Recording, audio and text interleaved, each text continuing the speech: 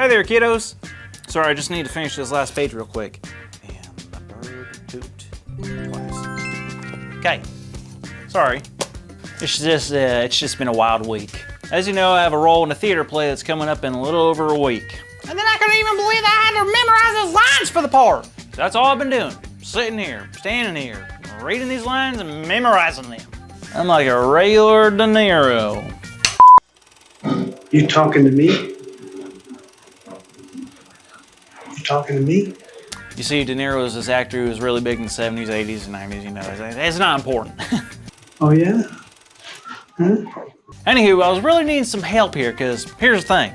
Running lines is pretty difficult when you're by yourself. So I was thinking, if you're cool with it, you could help me. Yes! Yeah, there we go, okay. So here's the thing. My name is Sheriff Saddlebottom. I'm a charismatic space cowboy from the planet Cutie Patootie, whose only purpose is to fight for justice and eat bean burritos. And you're the local school principal who has a clue for me. Ready? Action! 3, 2, 1. Well, Miss Simmons, I heard you have the clue to make me find the gangs of the Galaxy Geese.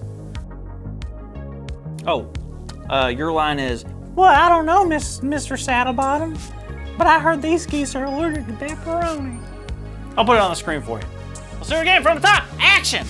Well, Miss Simmons, I heard you might have the clue to make me find the help me find. Well, Miss Simmons, I heard you had the clue to make me help. Well, Miss Simmons, I heard you had the clue to help me find the gang of Galaxy Geese.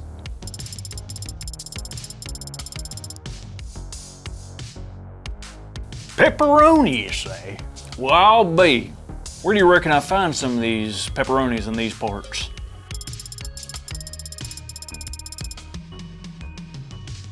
Yes, that was perfect. Thank you. See, I told you it was easier with someone else. Thanks for helping me. Except for those who didn't say anything, you know who you are. Carl! Grace, hey, how's it going? So good. I couldn't wait to check in and see how the lines were coming.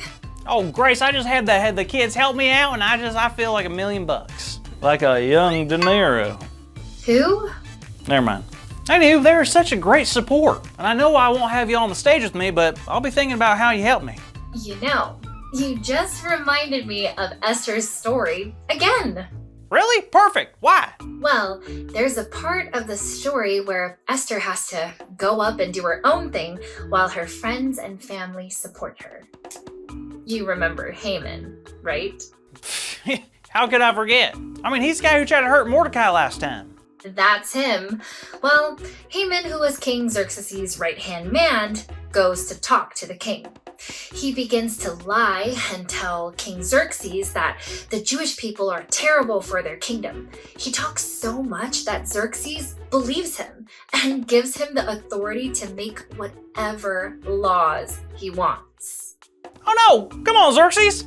So Haman then told his leaders to let everyone know that within the year, on a specific date, all Jewish people and their families would be destroyed. That was now the law. This is an awful story. Well, it's not over just yet. Mordecai found out about this new law and it devastated him. He began to mourn and grieve and he was very upset. And back then, you would wear different clothes to let others know you were grieving. And when Esther found out Mordecai was at the city gates dressed like he was, she sent a messenger to find out why. Hold on to your crown, Esther. You're in for some bad news. When the messenger came back to Esther, they told her why Mordecai was sad. But Mordecai had another message for Esther. Man, I don't think I can handle any more bad news. He told her that she needed to go to Xerxes and tell him to cancel the order Haman had put into place. But Esther, well, she didn't know if it was a good idea to help. What? Why? Well, she obviously knew it was good to help her people, but there was a problem. No one, not even the queen, was allowed to talk to the king without an appointment. What happens if she goes and talks to him? Well, Esther would most likely be killed. So you can imagine Esther's fear.